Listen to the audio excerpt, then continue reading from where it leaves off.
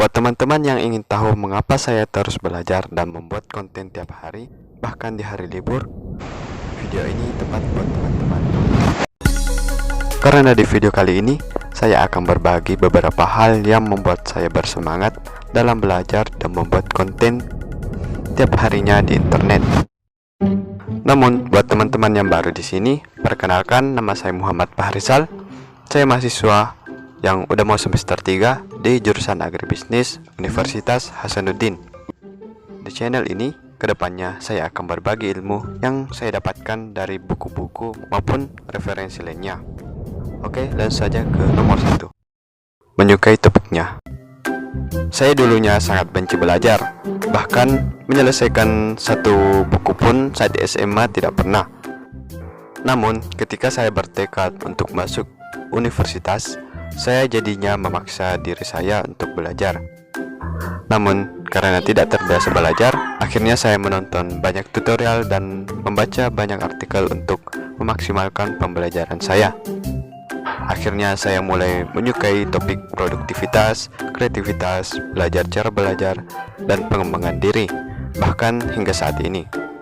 Namun, karena jika hanya belajar sendiri itu kurang menyenangkan, akhirnya saya memutuskan untuk membagikannya di internet. Yang kedua, ingin membuat banyak kesalahan. Seperti quote Albert Einstein, "A person who never made a mistake never tried anything new." Maksudnya, jika kita tidak membuat kesalahan, berarti kita tidak mencoba sesuatu yang baru. Sekolah mengubah perspektif kita dalam membuat kesalahan menjadi negatif. Mereka menjadikan kesalahan yang kita buat sebagai pengukur kemampuan belajar. Padahal, membuat kesalahan sendiri itu bagus, karena itu merupakan tanda bahwa kita mencoba, kita berani mencoba, sehingga kita bisa belajar untuk tidak mengulangi kesalahan yang sama. Ini seperti saat bermain game Super Mario Bros. Dengan salah, kita akan mencoba cara lain agar tidak mati. Jika sudah melewati itu, kita pastinya akan menemukan masalah baru lain. Lalu, pastinya kita akan mencoba untuk melewatinya dan belajar untuk tidak mengulangi kesalahan yang sama, sehingga kita bisa sampai ke garis finish walaupun sudah membuat banyak kesalahan. Oleh karena itu, saya ingin membuat dan mencoba banyak hal dan membuat banyak kesalahan, sehingga ketika skill itu kedepannya saya butuhkan, saya sudah punya peta yang bisa memberitahu saya jalan buntu dan jalan pintas yang akan saya lalui. Yang ketiga, ingin mengembangkan skill secara maksimal.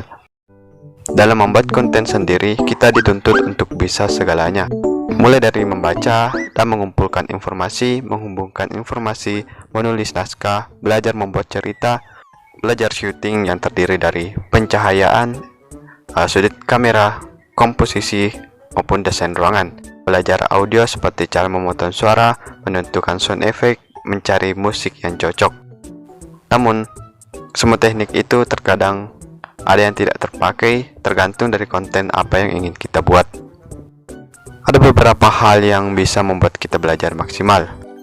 Pertama yaitu immersion atau menenggelamkan diri kita ke lingkungan di mana pengetahuan kita akan dipakai.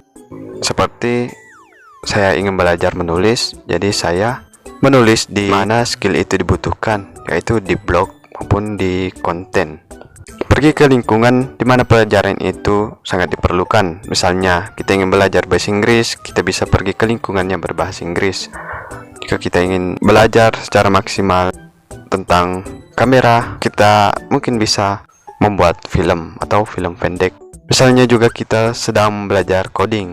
Cara memaksimalkannya ialah membuat project, sehingga kita dipaksa untuk mendesain dan menggunakan apa yang telah kita pelajari, bukan semata-mata hanya menonton atau membaca tutorialnya saja, atau belajarnya secara pasif. Begitupun dalam konten kreator, untuk belajar storytelling, desain audio, desain ruangan, maupun desain visual, kita harus membuat project di mana semua teknik itu dipakai, sehingga kita bisa menyerapnya secara maksimal. Kedua itu interleaving atau belajar beberapa hal sekaligus dalam seharinya. Seperti sebelumnya, konten kreator itu bisa memiliki banyak pekerjaan, apalagi jika belum punya tim. Namun, itu tidak merugikan. Malahan, itu bisa membuat kita belajar dengan baik.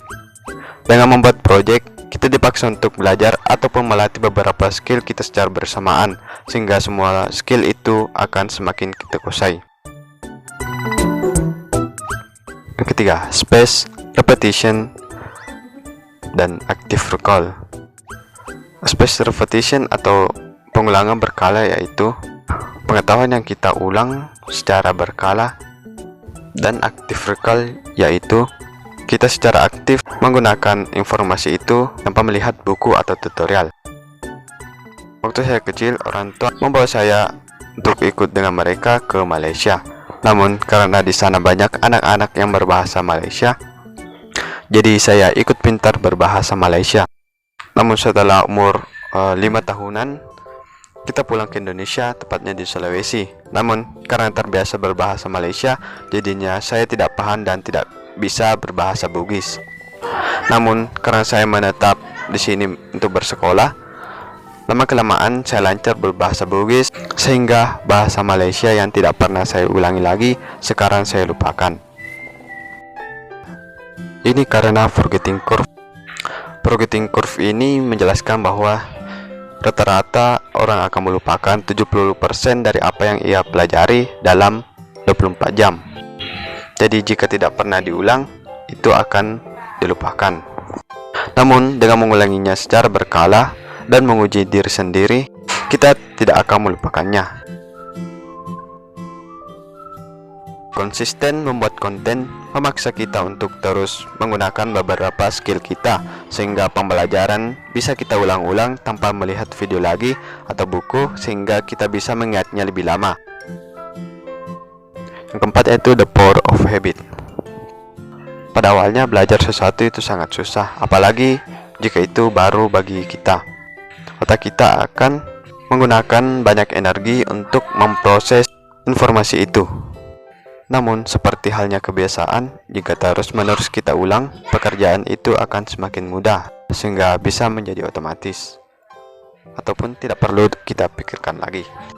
Seperti ketika pertama kali saya belajar mendesain web, itu sangat melelahkan pada awalnya. Namun ketika saya mengulanginya beberapa hari, itu akan semakin mudah, apalagi jika ditambah dengan mengajarkan ke orang lain, itu akan semakin mudah untuk kita mengerti. Alasan yang keempat yaitu menggunakan waktu luang saya untuk waktu yang bermanfaat. 20 years from now, you will be more disappointed by the things that you didn't do than by the ones you did do. Oleh karena itu, saya ingin memaksimalkan waktu saya untuk belajar, melakukan sesuatu, dan berbagi hal kecil tiap harinya. Quote favorit saya juga dari Steve Jobs yang mengatakan bahwa mengingat bahwa saya akan segera mati adalah alat terpenting yang pernah saya temui untuk membantu saya membuat pilihan yang besar dalam hidup. Karena hampir segala sesuatu, semua ekspektasi eksternal, semua kesombongan, semua ketakutan akan malu atau gagal, hal-hal ini akan hilang begitu saja saat menghadapi kematian. Hanya menyisakan apa yang benar-benar penting. Mengingat bahwa Anda akan mati adalah cara terbaik yang saya tahu untuk menghindari jebakan pemikiran bahwa Anda akan kehilangan sesuatu. Alasan yang kelima yaitu ingin ikut menyebarkan konten positif. Di era sekarang ini, konten negatif tidak bisa kita bendung. Kita tidak bisa mengendalikan semua itu. Namun, ada hal yang bisa kita kendalikan, yaitu diri kita sendiri. Oleh karena itu, kita bisa memblok konten negatif atau konten yang tidak ingin kita lihat lagi, lalu membagikan konten-konten yang positif agar algoritmanya membantu kita dalam meningkatkan konten positif, agar bisa membantu kita dalam menyebarkan konten positif. Hal yang kita bagikan tidak harus buatan kita sendiri, namun bisa saja konten orang lain yang menginspirasi ataupun yang menghibur kita. Kita juga bisa membagikan rekomendasi buku atau film atau musik favorit kita ke orang lain. Tentunya kita juga bisa membagikan proses kita dalam bekerja atau menjalankan aktivitas sehari-hari, sehingga orang yang memiliki minat dan hobi yang sama dengan kita akan menemukan kita. Seperti beberapa minggu ini, ketika saya mulai membagikan hal-hal yang saya sukai dan proses saya dalam mengerjakan sesuatu ke media sosial, teman-teman yang memiliki hobi dan minat yang sama dengan saya mulai mengechat saya atau mend-DM saya, sehingga kita bisa ngobrol bareng tentang minat yang sama, sehingga kita bisa merekomendasikan referensi-referensi atau kreator-kreator atau influencer-influencer yang menurut mereka bagus, sehingga kita menemukan satu referensi lagi, sehingga kita bisa meningkatkan minat kita. Sekian alasan saya kali ini. Jika teman-teman ingin tahu behind the scene saya dalam membuat video ataupun postingan harian saya, silahkan kunjungi Instagram saya. Dan juga jika ingin membaca ringkasan buku yang sudah saya baca, silahkan kunjungi blog saya. Jika tidak suka membacanya, silahkan komentar di video ini ataupun DM di Instagram untuk buku apa yang ingin saya bahas agar saya buatkan video dan tambahkan catatan saya dalam menerapkan ilmunya. Terima kasih sudah menonton. See you later.